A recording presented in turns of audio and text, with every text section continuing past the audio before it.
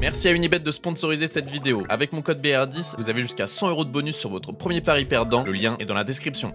Le Paris FC s'apprête à écrire une nouvelle page de son histoire. Promu en Ligue 1 pour la toute première fois, le club francilien change de stratégie et de dimension. Intégré depuis peu au giron du groupe Red Bull, le PFC bénéficie désormais de moyens renforcés et d'un projet ambitieux, clairement tourné vers l'avenir. Mais cette montée au sein de l'élite n'est que le début d'un projet et devrait être poursuivi d'un maintien afin de changer de statut. Et bien entendu, c'est sur le marché des transferts que tout pourrait se jouer. Recrutement malin, choix fort, paris osé. Le mercato 2025 s'annonce décisif pour espérer s'installer durablement parmi l'élite. Alors quelles seront leurs nouvelles têtes d'affiche? Bienvenue dans mon mercato parfait du Paris FC 2025. C'est parti! Yo la famille, c'est BR10, on se retrouve pour une toute nouvelle vidéo et aujourd'hui, vous l'avez vu, nouveau mercato parfait, celui du Paris FC. Mercato parfait un petit peu de hipster, on va pas parler du Real, du Barça, du PSG. Non, là on parle d'un club promu en Ligue 1, mais qui a un projet très ambitieux. Alors forcément, je ne suis pas expert du club, donc j'ai dû me faire aider pour ce mercato parfait. Et c'est pour ça que je vais remercier Parlons Paris FC, petite chaîne YouTube les amis, toute petite chaîne YouTube de même pas 200 abonnés, qui m'a bien aidé, qui réalise des lives 2 fois par semaine sur l'actualité du club. Donc c'est vraiment des experts, il y en a qui sont supporters depuis 15 ans, 10 ans, 20 ans. C'est vraiment des mecs qui connaissent très bien leur club, donc ils ont pu me donner des super conseils. Donc n'hésitez pas pour les remercier les amis d'aller vous abonner à leur chaîne YouTube si jamais ça vous intéresse l'actualité du Paris FC. C'est des lives, c'est des petites interviews, etc. C'est super. Le lien est dans la description et en premier commentaire. On commence ce mercato parfait par les objectifs les amis, je m'en suis noté 5.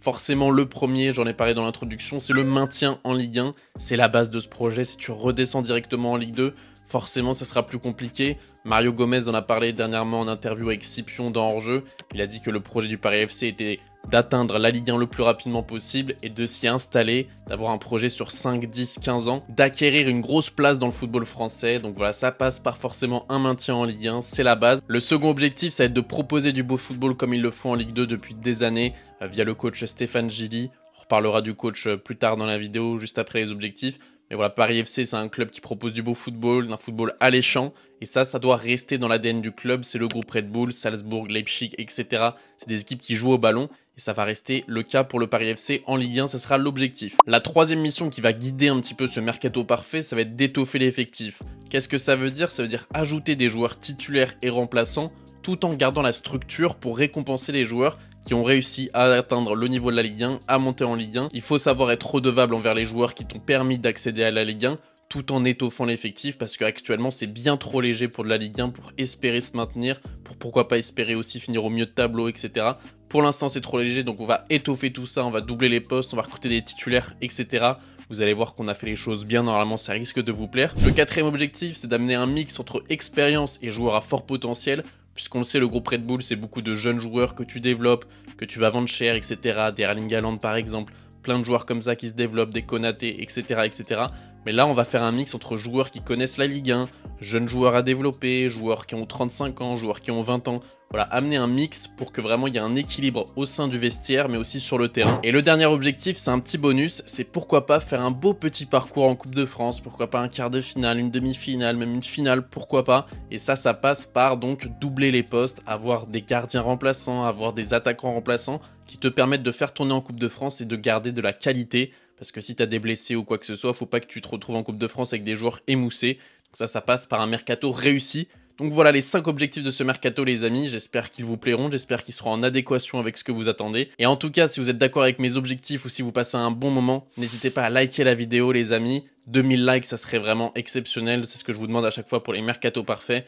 2000 likes, c'est là où je me dis ok, ils ont kiffé la vidéo, ça fait plaisir. Et n'hésitez pas à vous abonner parce qu'il y a plein d'autres vidéos qui arrivent, que ce soit des mercatos parfaits, que ce soit des vidéos avec des invités, des concepts, des vidéos storytelling comme celle de Désiré Doué ou Ryan Cherky. Voilà, plein de choses un petit peu variées sur cette chaîne YouTube, donc n'hésitez pas à vous abonner. Et la dernière chose, dites-moi ce que vous pensez de la vidéo dans les commentaires et dites-moi quel club vous voulez la prochaine fois lors du prochain mercato parfait. Et d'ailleurs, j'ai failli oublier de vous le dire, mais pour ce mercato, on a à peu près 50 millions d'euros de budget. C'est à peu près ce que le club a annoncé. Je crois qu'ils ont annoncé 200 millions d'euros sur 4 ans. Et donc après en avoir parlé avec Parlons Paris FC et les supporters, ils m'ont dit que si je voulais être réaliste, il fallait à peu près dépenser 50 millions d'euros. Donc c'est ce que j'ai essayé de faire, vous allez voir ça. Qui dit mercato parfait, dit nouveau coach les amis, vous l'avez vu sur la miniature, je recrute Jürgen Klopp au Paris FC. Je rigole les amis, doucement, doucement, je garde Stéphane Gilly. Pourquoi j'ai mis Jürgen Klopp sur la miniature, c'est parce que, pour ceux qui ne le savent pas, il est donc dans le conseil du Paris FC avec Mario Gomez également, puisqu'il travaille pour Red Bull qui s'est affilié, qui a fait un partenariat avec le Paris FC et la famille de Bernard Arnault. Donc voilà, ça crée un melting pot assez intéressant. T'as Mario Gomez qui a l'expérience internationale en tant que joueur, Jürgen Klopp qui est tout simplement l'un des 2-3 meilleurs entraîneurs sur les 15-20 dernières années. D'ailleurs, Jürgen Klopp qui a rendu visite aux joueurs du Paris FC cette saison en lendemain de match dans les vestiaires. Il est venu un petit peu à l'improviste. Et donc forcément, ça a fait plaisir à tous les joueurs. J'ai vu une interview de Maxime Lopez et Julien Lopez, les deux frères, qui ont dit qu'ils s'y attendaient pas du tout. Maxime Lopez, ça l'a pas touché de ouf parce que forcément, il a l'expérience au haut niveau, etc. Il a joué dans des grands clubs, la Fiorentina. Mais pour des joueurs comme Julien Lopez, qui lui, par exemple, est devenu professionnel à 25 ans au Paris FC, justement, c'est des choses complètement inattendues. Donc forcément, ça montre un petit peu le changement de dimension du Paris FC. C'est pour ça que j'ai mis Jürgen Klopp sur la miniature, parce qu'il a un rôle dans le recrutement au Paris FC et dans le groupe Red Bull. Et forcément, je garde Stéphane Gilly, qui a fait monter le club en Ligue 1, qui propose du beau jeu. Je sais qu'il y a beaucoup de supporters du Paris FC qui fantasment un petit peu sur l'arrivée de Jürgen Klopp sur le banc. Peut-être dans quelques années, je ne sais pas. Mais pour l'instant, je vais faire confiance à Stéphane Gilly. Et si jamais au bout de 5, 10, 15 matchs, ça se passe trop mal pour lui en Ligue 1, là on changera et on devra recruter un nouveau, j'allais dire un nouveau gardien, mais non, un nouvel entraîneur, pardon. On s'attaque désormais au gardien de but. Cette saison, il y en avait 3 donc dans le groupe professionnel. Le premier, donc Nkombadjo, franco-congolais. Le deuxième, Rémi Rioux, qui est passé par le FC Nantes ou l'Olympique Lyonnais. Et le troisième, Thomas Himmer. Alors, comment ça va se passer de mon côté? Déjà, Rioux est en fin de contrat, je le laisse partir. Il n'a plus le niveau, il est complètement carbo. 37 ans, apparemment, il a fait un match cette saison qui a été catastrophique. Donc voilà, on le laisse partir. Nkombadjo, c'est un jeune gardien de 22 ans qui est excellent, qui a beaucoup de qualités techniques, qui est très explosif. J'en entends vraiment beaucoup de bien. Du peu que j'ai vu cette saison, c'est vrai qu'il est impressionnant. Très bon sur sa ligne, il a également des bons réflexes, très bon jeu au pied, avec une bonne qualité de relance. C'est un gardien qui m'a l'air intelligent, qui se place bien, qui communique bien. Pour moi, il a l'air vraiment d'avoir un bel avenir devant lui. Donc je le garde en tant que titulaire. Mais j'aimerais bien lui apporter une doublure un petit peu plus sérieuse que Himmer ou que Rioux que je laisse partir. Une doublure qui est capable de t'apporter de la sécurité en Coupe de France. C'est pour ça que je recrute pour 2 millions d'euros un gardien numéro 2 qui a l'habitude de jouer à ce poste-là. C'est Rémi Descamps, l'actuel numéro 2 de l'Olympique Lyonnais, qui est vraiment barré par Lucas Perry. Lucas Perry, excellent gardien. Rémi Descamps qui était déjà numéro 2 de Alban Lafont au FC Nantes. D'ailleurs, c'est Descamps qui a fait remporter la Coupe de France au FC Nantes, sauf la finale malheureusement. Il avait fait un parcours exceptionnel les 2 années de suite. La Coupe de France remportée, puis la finale la saison d'après. Pour moi, c'est tout simplement un des meilleurs gardiens numéro 2 que tu peux aller chercher, Rémi Descamps. Il est pas cher, il a l'expérience, voilà, il a connu des grands clubs, le PSG, le FC Nantes, l'Olympique Lyonnais. Dur de faire mieux en numéro 2, et au moins lui, il aura peut-être l'espoir de devenir numéro 1, même si pour moi, bien évidemment, Nkombadjo sera le titulaire indiscutable. T'es pas à l'abri du fait que ça se passe mal pour lui en Ligue 1, je ne sais pas. Hein. Franchement, il a l'air d'avoir des super qualités, donc ça m'étonnerait qu'il panique un petit peu en Ligue 1, mais on sait jamais, et avoir un gardien numéro 2 pour une saison de maintien qui répond aux attentes, pour moi, c'est vraiment important. Il te permet d'avoir cet objectif Coupe de France parce que Rémi Descamps, c'est un spécialiste de la Coupe. Allez, c'est parti pour la défense et on va commencer à parler des défenseurs centraux. D'habitude, je commence par les latéraux, mais là, j'avais un petit peu envie de changer. Alors, il n'y aura pas de départ du côté des défs centraux, les amis, mais il y aura une prolongation de contrat. Kolo Djezak, que vous connaissez sûrement, qui a joué à Saint-Etienne, à Séville, etc. Il a beaucoup d'expérience au haut niveau, il est même international, donc pour moi, il faut absolument le prolonger en tant que cadre du vestiaire. Alors, il sera pas forcément titulaire, oui, il a perdu du niveau, oui, c'est plus le grand Kolo Djezak, mais pour moi, et pour beaucoup de supporters, comme j'ai pu en parler avec Parlons Paris FC et d'autres supporters sur Twitter, ils m'ont dit qu'il fallait le garder en tant que cadre du vestiaire, qu'il était très apprécié, et qui va t'amener cette expérience du maintien en Ligue 1 qui est essentielle pour espérer se maintenir justement. Donc voilà, je le garde, je le prolonge, ce qui nous donne donc Chergui en doublure avec Kolo Djezak et Mustapha Mbo en tant que titulaire. C'est tout simplement le meilleur défenseur du Paris FC. Il peut vraiment se révéler en Ligue 1 après une excellente saison en Ligue 2. Pour moi, il faut le lancer en tant que titulaire et recruter un nouveau défenseur à côté de lui, un défenseur très solide avec des qualités complémentaires. Voilà, Mustapha Mbo, si vous ne le connaissez pas, je pense que la saison prochaine, vous allez apprendre à le connaître au Paris FC si jamais il reste, parce qu'il sera forcément courtisé cet été. On espère que les joueurs courtisés au Paris FC resteront pour ce beau projet. Et en plus, bon, t'habites à Paris, t'es footballeur, franchement, quand t'as de l'argent Paris, c'est super sympa. Pareil, c'est magique pour ce coup du bif de tes coups. Qui a pire comme vie, donc ça peut convaincre des joueurs de rester et surtout des joueurs de venir. Voilà, Mustapha Mbo en tant que titulaire, et à côté donc je vais chercher un nouveau défenseur central, et pour ça j'ai donc deux choix à vous proposer. Le premier, c'est Steve Capuadi, défenseur central français du Legia Varsovie, les amis. Alors peut-être que vous ne le connaissez pas parce qu'il n'a jamais joué en Ligue 1. Là, il joue donc actuellement à Varsovie en Pologne. Ça fait donc 3 ans qu'il est en Pologne. Avant, il jouait en Slovénie et il est formé en Belgique. Il a déjà pas mal bougé pour un joueur qui n'a seulement que 26 ans. Et c'est un défenseur central donc qui est très costaud dans les airs, 1m96. C'est un joueur qui a de l'expérience au haut niveau puisqu'il a disputé la Conference League cette saison avec Varsovie. Il a même affronté Chelsea et petit bonus, il a marqué. Voilà, c'est un défenseur mais il sait marquer des buts. Il marque plutôt pas mal de buts d'ailleurs en championnat avec Varsovie. Donc c'est très intéressant. 5 millions d'euros, je me suis noté. Défenseur donc estimé à 3 millions d'euros. Ce qui m'a plu forcément, c'est sa qualité de relance et sa qualité dans les duels qui est essentielle en Ligue 1. 1m96, quasiment 2 mètres. Voilà, il va te gagner les ballons aériens. Il rentre dans les attaquants. Pour moi, c'est une superbe piste. Il n'a jamais joué en Ligue 1 et je pense que comme tout bon Français, ça donne forcément envie. Quand t'es petit, tu regardes la Ligue 1, tu te dis voilà, j'espère qu'un jour je vais y jouer. Soit tu finis youtubeur, soit tu finis à Varsovie. Lui, je lui souhaite quand même de connaître la Ligue 1. Peut-être qu'il est très heureux à Varsovie, hein. Il joue la Conference League, etc. C'est super.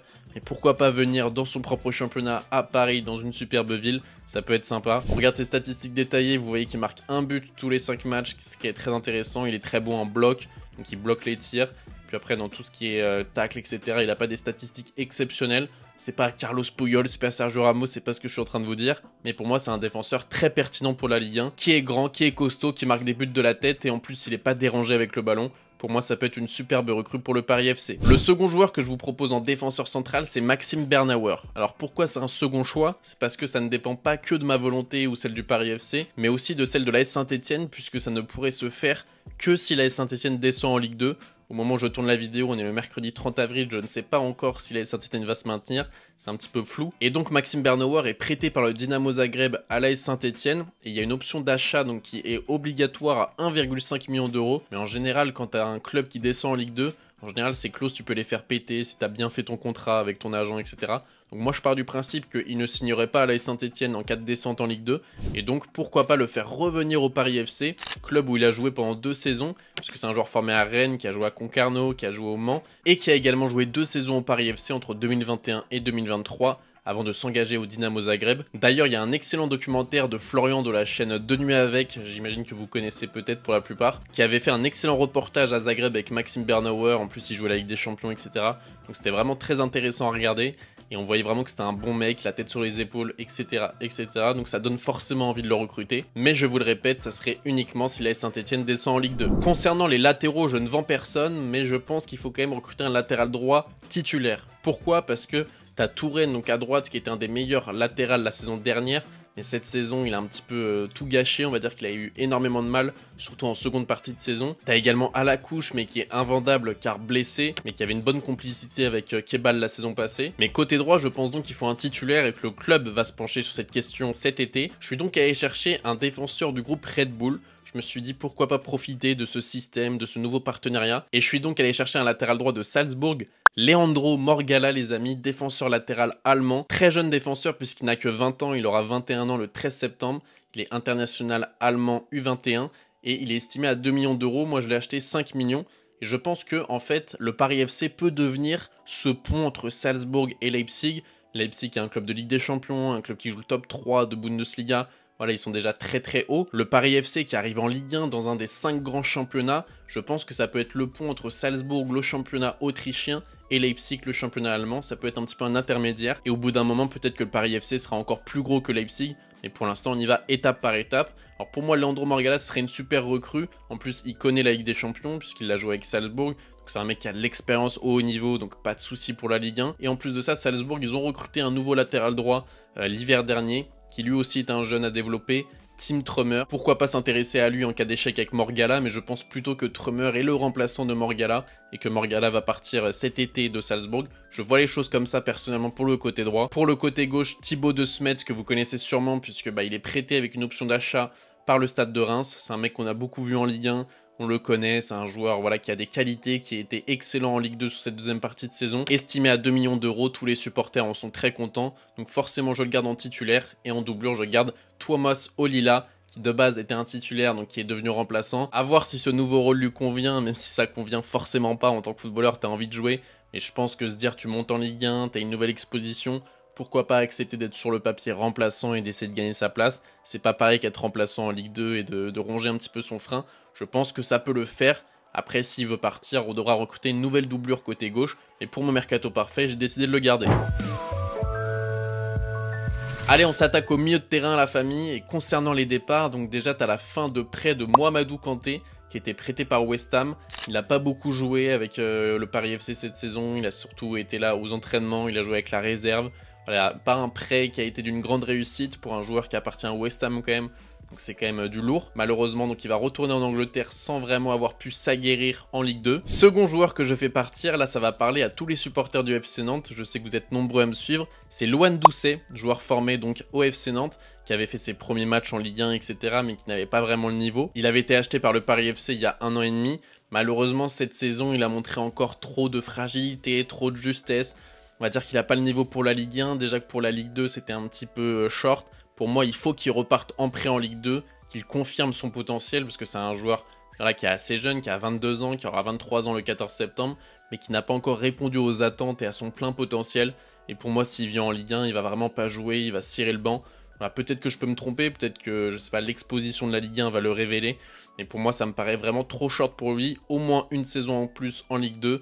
Et pourquoi pas revenir en Ligue 1 à 23-24 ans, quand il aura un petit peu plus de bouteilles, on va dire. Forcément, sans surprise, le premier milieu de terrain titulaire de cette équipe, c'est Maxime Lopez. Vous l'avez vu sur la miniature, c'est pas pour rien. C'est le meilleur joueur de Ligue 2, c'est le meilleur joueur du Paris FC. C'était une grande surprise de le voir signer en Ligue 2. Je vous rappelle qu'à un moment de sa carrière, il était pisté par le FC Barcelone ou par des clubs comme ça. Donc ça vous montre le talent qu'il a, ce bonhomme. Voilà, excellent milieu. Il y a pas longtemps, il y a un clip de lui qui a pas mal fait le buzz sur les réseaux sociaux. Il fait un petit coup du sombrero là, assez magnifique avec l'extérieur du pied sur un mec qui venait le presser. Voilà, excellent joueur, très technique, estimé à 5 millions d'euros, donc il était à Sassuolo avant, à la Fiorentina. Voilà, il t'amène vraiment de l'expérience. Et il y a un truc qui me fait rire avec lui, c'est que peu importe le club, tous ses coéquipiers le disent, c'est un mauvais joueur de fou, il déteste perdre, il pète les plombs s'il perd, que ce soit à l'entraînement, aux fléchettes, au ping-pong, peu importe. Voilà, apparemment il déteste vraiment la défaite. Et ça ressort vraiment dans toutes les interviews de tous ses coéquipiers, donc je trouve ça assez fou. Mais voilà, Maxime Lopez, il va t'amener l'exigence en Ligue 1 et du talent, bien évidemment. Et à côté de lui, il y a pas mal de concurrence, parce que t'as Adama Camara qui a fait une excellente saison, qui est très très bon. T'as également Vincent Marchetti, que vous connaissez peut-être, parce que c'était une icône de Ajaccio, et désormais donc il joue au Paris FC. Il a marqué un superbe but face à Rodez, un but hyper important dans la course à la montée. Donc félicitations à lui. Mais en plus de ces deux excellents joueurs, on m'a demandé de recruter un milieu de terrain titulaire et un milieu de terrain doublure. Deux profils différents, un numéro 6 et un numéro 8. Et donc je me suis attelé à la tâche, les amis. Concernant le milieu de terrain qui a un profil un petit peu plus titulaire, on va dire, sur le papier, je suis allé chercher un joueur qui connaissait déjà la Ligue 1, qui avait de l'expérience au très haut niveau. Et je suis donc allé chercher Patrick Berg, ce nom vous parle peut-être parce qu'il avait fait un court passage au RC Lens. Malheureusement, la concurrence avec Seko Fofana, Doucouré ou Salis Abdoul Samed avait été trop dure pour lui. Et donc ses agents, au bout de quelques mois, avaient demandé à ce qu'il reparte parce qu'ils avaient peur pour sa carrière tout simplement. Mais ça reste un excellent joueur qui donc cette saison est titulaire indiscutable à Glint et qui joue l'Europa League, 14 matchs d'Europa League, 2 buts, 3 passes décisives, 32 sélections avec la Norvège, il a des matchs références en Europa League et là il joue même une demi-finale face à Tottenham. Donc le match n'est pas encore passé au moment où je tourne la vidéo, ça sera demain et le match retour la semaine prochaine. Donc voilà, peut-être qu'il aura réalisé une masterclass et que Tottenham va le recruter. En tout cas, pour l'instant, au moment où je tourne la vidéo, ça reste assez réaliste. J'ai mis le prix de 10 millions d'euros, c'est une des 3 plus grosses recrues de ce mercato. Je vous rappelle qu'on a un budget avoisinant les 50 millions d'euros de ce que m'ont dit les supporters. Donc voilà, 10 millions d'euros, je pense que ça va vraiment t'amener de la qualité. Il peut vraiment former un duo avec Maxime Lopez totalement exceptionnel. Et si tu joues en 4-4 de losange, il t'amène un profil différent. Ça peut être un milieu de terrain Maxime Lopez, Marchetti, Patrick Berg par exemple. Ou Maxime Lopez, Camara, Patrick Berg. Voilà, des milieux de terrain comme ça hyper complémentaires, qui savent jouer au ballon et qui sont très bons dans les duels. Concernant le deuxième milieu de terrain à acheter, là je suis allé chercher un profil vraiment qui n'a rien à voir. Je voulais un joueur qui connaît la Ligue 1, qui a l'expérience et qui accepterait d'être un joueur de rotation, limite le dernier milieu de terrain un petit peu de la rotation. Et je voulais un mec qui est agréable dans le vestiaire, qui t'amène de la joie de vivre. Voilà, parce que se maintenir en Ligue 1, c'est autant une aventure sur le terrain qu'une aventure humaine. Et donc j'avais vraiment besoin d'un mec qui a du caractère, mais qui sait faire rire les gens et qui sait tirer les coups de pied arrêtés, qui peut t'amener du danger en fin de match, etc. Je suis donc allé chercher Jordan Ferry pour 2 millions d'euros. Je sais que ça peut en faire rire certains quand on voit sa saison avec Montpellier, mais les amis, soyez attentifs, la fin de saison de Jordan Ferry, elle est pas dégueulasse. Je sais qu'il n'y a pas beaucoup de monde qui regarde les matchs de Montpellier en cette fin de saison, mais soyez attentifs, il est vraiment très bon en ce moment. Je sais que son histoire d'amour avec les supporters de Montpellier a été un petit peu déchirée, que apparemment son attitude a été un petit peu mal vue par les supporters, qui baissait un petit peu les bras selon les matchs, etc. Mais en tout cas, il fait une très bonne fin de saison et je pense qu'il pourrait apporter de l'expérience à un effectif très jeune du Paris FC qui est actuellement à 25 ans de moyenne d'âge. Sur le côté droit, pas de suspense, je garde Kebal dans cette formation du 4-4-2. Bien entendu, je le préfère en numéro 10 dans un 4-4 de losange comme tout le monde. C'est une sorte de Bernardo Silva un petit peu, quand il part de la droite, il rentre vachement dans l'axe. C'est un joueur de petits espaces, c'est pas un joueur qui va te faire une accélération sur 50 mètres par exemple, mais c'est un excellent joueur. Il a le plus long contrat avec le Paris FC. Contrat donc jusqu'en 2028, le club lui a montré sa confiance. Il a joué 28 matchs cette saison pour 5 buts, 6 passes D, il a quelques blessures de temps en temps. C'est aussi pour ça que vous allez voir que je vais recruter un ailier qui est capable de jouer à droite et de suppléer Kebal. Mais voilà, si Kebal reste, dans tous les cas, pour moi, il sera titulaire. D'ailleurs, il l'a dit dernièrement dans une interview à l'occasion de son 100e match avec le Paris FC, que c'était le club de sa vie et que le fait de monter en Ligue 1, ça peut être le plus beau moment de sa carrière et peut-être même de sa vie. Donc c'est des mots très très forts. Il a aussi également dit qu'il voulait offrir ce moment au président, Monsieur Ferrari, qui est très très proche des joueurs et des supporters, très apprécié par tout le monde et qui va céder donc sa présidence en 2027 au groupe Red Bull ou à la famille Arnaud, je ne sais plus. N'hésitez pas à me le dire dans les commentaires. En tout cas, Kebal titulaire, même si je le préfère dans l'axe, côté droit, il fera l'affaire. Et en doublure, forcément, Cafaro, qui est déjà indispensable au Paris FC, arrivé cet hiver, l'ancien de Saint-Etienne, qui peut jouer des deux côtés, lui aussi, peut jouer à gauche et à droite, qui est très très bon, qui est titulaire actuellement avec le Paris FC. Pour moi, il sera quasiment titulaire dans mon mercato. Voilà, vous le savez, avec moi, il n'y a jamais de titulaire indiscutable, il n'y a jamais de remplaçant. C'est que des joueurs qui doivent prouver jour après jour, entraînement après entraînement, qu'ils veulent être titulaires. Et pour moi, Cafaro a largement le niveau pour être titulaire avec le Paris FC. Mais sur le papier, je le mets en tant que remplaçant de Kebal. Il y a également Andy Pembele qui reste, qui a encore un an de contrat, qui va rester puisqu'il est blessé. Et Lamine Gueye qui, pareil, sera un petit peu entre le banc et la réserve, que je garde pour vraiment avoir une profondeur d'effectif en cas de blessure, etc. Mais qui n'est pas vraiment dans mes plans. J'aurais pu le vendre, mais j'ai fait le choix de le garder vraiment en fond de banc. Et donc là, les amis, on arrive au moment où je vais recruter un joueur exceptionnel. Un joueur donc qui est ailier gauche, mais qui sait jouer à droite, qui sait jouer en meneur de jeu, qui sait jouer également en second attaquant. Un joueur exceptionnel que je recrute pour 14 millions d'euros. Je vous parle de David Tachvili, les amis, l'ailier de Saint-Etienne, que moi j'ai connu lorsque je vivais à Bordeaux. Il jouait au Girondins de Bordeaux en Ligue 2. Il était déjà très bon. Mais là, cette saison, c'est vraiment la saison de l'explosion pour lui. 30 matchs, 8 buts, 7 passes décisives avec Saint-Etienne au moment où je tourne cette vidéo. Il est arrivé donc l'été dernier. Si Saint-Etienne descend en Ligue 2, pour moi, c'est sûr qu'ils vont le vendre. S'ils arrivent à se maintenir, pourquoi pas le garder? Pour moi, une offre à 14 millions d'euros, c'est dur à refuser quand même pour Saint-Etienne, même s'ils ont quand même un minimum de budget avec leur nouveau projet. Mais je trouve qu'avoir une paire David Tachvili, Cafaro côté gauche et côté droit, Kebal, Cafaro par exemple, c'est très très fort pour de la Ligue 1. David Tachvili, international géorgien, déjà 46 sélections. Il avait notamment fait l'Euro l'été dernier où il avait été excellent, aux côtés de Miko Tadze, aux côtés de Kvaratskhelia. Voilà, moi c'est un joueur que j'aime beaucoup, Zurigo, David Tachvili. Et pour moi, le projet du Paris FC peut potentiellement le convaincre. Il sait qu'il est à l'aise en Ligue 1, il sait qu'il a le niveau. Voilà, pourquoi pas intégrer ce groupe Red Bull et après pourquoi pas signer à Leipzig dans 1 ou 2 ans. Voilà, pour moi ça peut vraiment être une super recrue, autant pour le PFC que pour lui, ça peut vraiment être du gagnant-gagnant. Et également en doublure, je garde Gori, qui est très rapide pour les contre-attaques, qui est un joueur cette saison qui n'a pas vraiment réussi son année, mais qui est un des joueurs les plus rapides de Ligue 2, voire le joueur le plus rapide de Ligue 2. Et forcément, le Paris FC, il y aura des matchs où ils seront en galère, où ils devront jouer en contre-attaque, face à l'Olympique Lyonnais, ou face au PSG, ou quoi que ce soit. Et donc faire entrer un Gori en fin de match, 70e, 80e, il est très très rapide, ça pourra faire des grosses différences, donc je le garde. Et je garde également Julien Lopez, le frère de Maxime Lopez, qui est le joueur le plus ancien en termes d'années au club au Paris FC. 8 ans qu'il est là. Le PFC lui a donné son premier contrat professionnel à 25 ans, qui est très très apprécié au club, tout le monde l'aime bien. Maxime Lopez l'a dit en interview, il a dit que ce soit la femme de ménage, l'intendante, le coach, le président, tout le monde adore mon frère. Et donc voilà, ça serait super pour lui, super pour Maxime Lopez aussi, que son frère découvre la Ligue 1. Voilà, lui qui a tant galéré dans sa carrière, il a 33 ans, il ne jouera pas beaucoup. Mais pour moi, pour le vestiaire, il faut le garder. C'est un mec qui est apprécié de tous, qui est l'icône de ce club un petit peu en ce moment, entre guillemets. Donc voilà, pour, on va dire, le symbole, il mérite d'avoir un contrat d'au moins une saison en Ligue 1.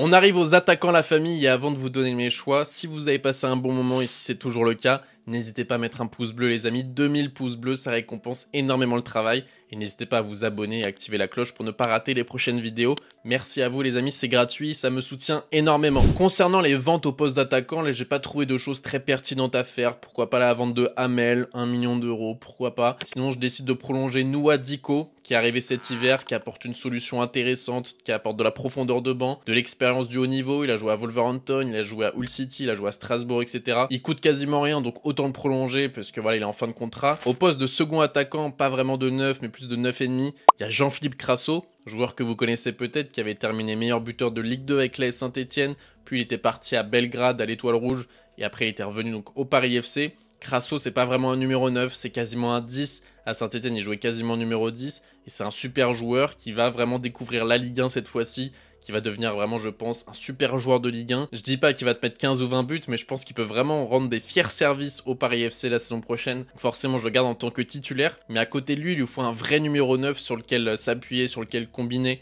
Et un vrai 9 qui te plante des buts, qui peut te mettre à peu près 10 buts dans la saison. Et 10 buts dans une saison pour le maintien, bah ça fait de grandes différences. Je suis donc allé chercher un joueur qui lui aussi connaît les Ligue 1, qui a beaucoup de qualités de buteur, de renard des surfaces, qui sait même tirer les coups francs. Je vous parle, les amis, de Mostafa Mohamed sur le départ avec le FC Nantes cet été. Ça fait déjà plus d'un an qu'on le sent sur le départ. Et cette saison, il a vraiment pas eu assez de temps de jeu, il rentrait en bout de match, etc.